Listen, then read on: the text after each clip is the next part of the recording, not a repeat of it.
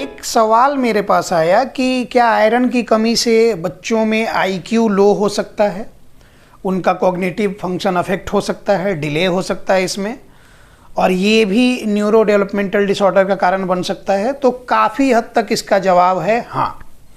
कैसे, ये समझिए। आयरन जिसको हम हीम भी कहते हैं, अब हीम और ग्लोबिन, हीमोग्लोबिन आप जानते हैं, उसकी कमी हम बताते हैं तो जिससे कि आयरन डेफिशिएंसी एनीमिया बोलते हैं।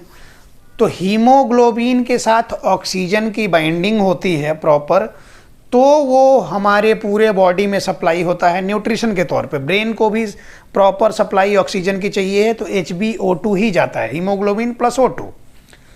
अब जिसको हम लोग शुद्ध खून कहते हैं, वो न्यूट्रिशन के फॉर्म में सिर्फ ऑक्सीजन की ही बाइंडिंग होगी हीमोग्लोबिन के साथ। उधर से जब वो वापस आया, एनर्जी कंज्यूम कर ली गई, तो उसके साथ कार्बन ऐड हो गया, अब वो HbCO2 होता है, जिसको अशुद्ध खून हम कहते हैं कॉमन सी भाषा में। तो ये तो हो गई छोटी सी बात। जो भी हमारे न्यूरोट्रांसमीटर केमिकल्स हैं, माइलिन शीथ, नर्व का हमारा जो न्यूरॉन का पार्ट होता है माइलिन शीथ, ये सारे सिग्नल्स को ब्रेन की तरफ कैरी करते हैं, उधर से लेके आते हैं। तो ये सारा फंक्शन करने के लिए इसमें आयरन, जो हीम की हम बात कर रहे हैं, उसका रोल इम्पॉर्टेंट है। अगर ये प्रॉपर बॉडी में उतनी जितनी नीड है उतना पूरा नहीं हो पा रहा है, तो जब डेवलपिंग स्टेज में हमारा ब्रेन होगा, बच्चों का ब्रेन जब डेवलपिंग स्टेज में, खुद वो हैं, उनका ब्रेन डेवलपिंग स्टेज में है, मतलब 5 साल से नीचे के स्टेज में अगर आयरन डेफिशिएंसी लंबे समय तक रही तो बच्चे का IQ भी अफेक्ट होगा, उसका कॉग्निटिव फंक्शन भी अफेक्ट होगा, काफ़ी हद तक न्यूरो डेवलपमेंटल डिसऑर्डर की तरफ वो जा सकता है। तो ये तो हो गई कि सवाल का जवाब कि इससे हो सकता है नहीं हो सकता, ये हमने बता दिया। अब इसको कैसे पता करें, कैसे रोकें, और सप्लीमेंट जो कि हमारे रोज़ के खाने में हमारे घर पे जो चीज़ें मिल सकती हैं उनसे कैसे मैनेज कर लें, इस बात पे डिस्कस करते हैं। आयरन आपको चाहिए है बॉडी में खाने के थ्रू, फूड सप्लीमेंट्स के थ्रू, तो 2 ऑप्शंस हो सकते हैं, नॉन वेज और वेज। हम नॉन वेजिटेरियन फूड्स का सजेशन कभी भी नहीं देंगे, ना देते हैं अपने वीडियोज़ में। वेजिटेरियन फूड सप्लीमेंट्स पे बात करते हैं। इसमें सबसे इम्पॉर्टेंट, और अगर आपको 1000 में से 1 चुनना हो तो पहला होगा मोरिंगा। मोरिंगा जिसको ड्रम स्टिक, सहजन बोलते हैं। अब सहजन की बात जब हम करते हैं तो ये 4 mg पर 100 ग्राम में 4 mg आपको आयरन देता है। तो सहजन देखते हैं कि पुराने तरीके के जितने भी खाने पकवान हैं, या साउथ इंडियन फूड्स खासकर, जो आपका वो होता है डोसा के साथ सांभर देता है, उसमें मोरिंगा मिलेगा। पुराने जो भी खाने, जो पुराने बनाने वाले लोग, बड़े बुजुर्ग हमारे घरों में भी अगर हैं, तो जब तक सहजन मिलता है तब तक उसका भरपूर यूज करते हैं। वो इसीलिए कि वो कंप्लीट एक न्यूट्रिशियस सोर्स है, ओवरऑल न्यूट्रिशन उसमें मिलते हैं, आयरन रिच भी होता है, उसमें विटामिन C के सोर्सेस भी होते हैं। आयरन को आपने विटामिन C के साथ कंबाइन कर दिया तो उसका एब्जॉर्प्शन और फास्ट हो जाता है।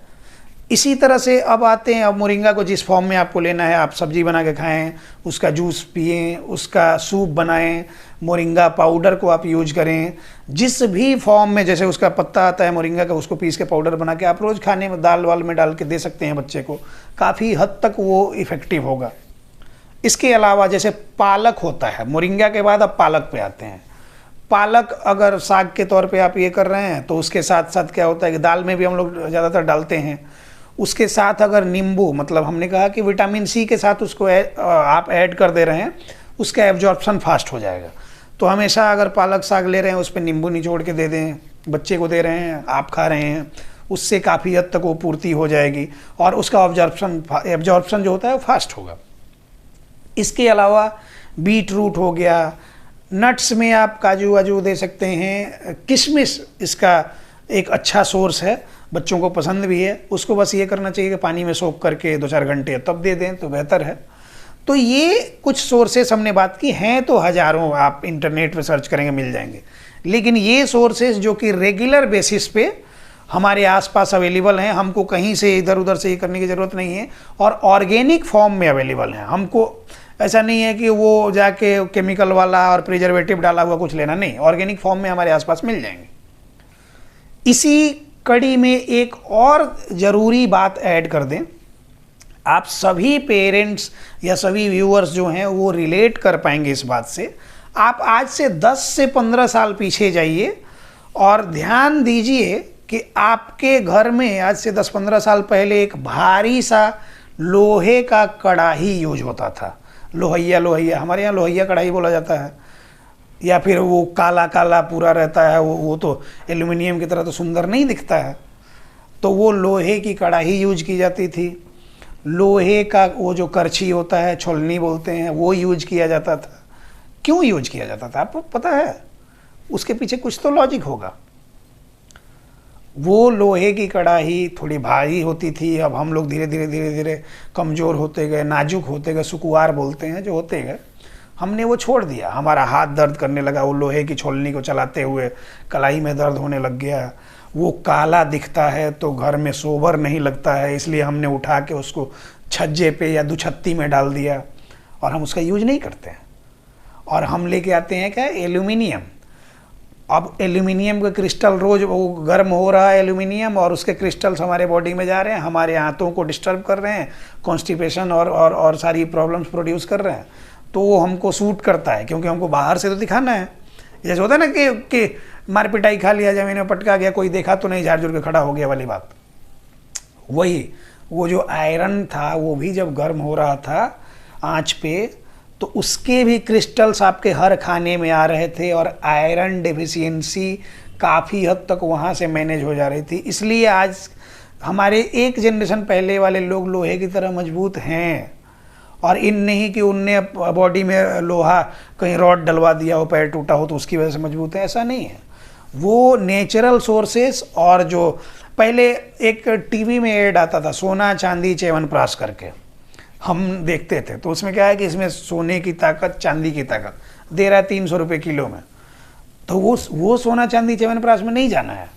अगर आप चांदी के गिलास में, चांदी के थाली में, या फिर छोटा प्लेट, छोटी कटोरी, वो तो मिल जाता है ना 5,000 6,000 में बढ़िया बढ़िया प्लेट आपको मिल जाता है ये करने।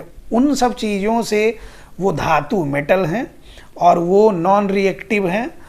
उनमें अगर कुछ आप रखते हैं खाने के लिए, पीने के लिए, पानी अगर आप रखते हैं, जैसे तांबे का कहा जाता है, उसमें पानी रख के करने का, तो ये सारा मेटल जो है बॉडी के लिए, एलिमेंट्स जो हैं, ये इन सब चीज़ों से पूर्ति हो जाती हैं। तो पुराने तरफ जैसे जैसे आप जाएंगे ना, सारी प्रॉब्लम का सोल्यूशन होगा। खैर, बच्चों के लिए हमने बता दिया कि क्या क्या देना है। इसके अलावा बच्चों को हमेशा जितना हो सके नेचर से कनेक्टेड रखें, धूप में जाने दें। विटामिन डी के सोर्सेस भी वहाँ से मिलेंगे, वो भी काफ़ी हद तक ये सारा सिंथेसिस करने में हेल्प करता है। धन्यवाद।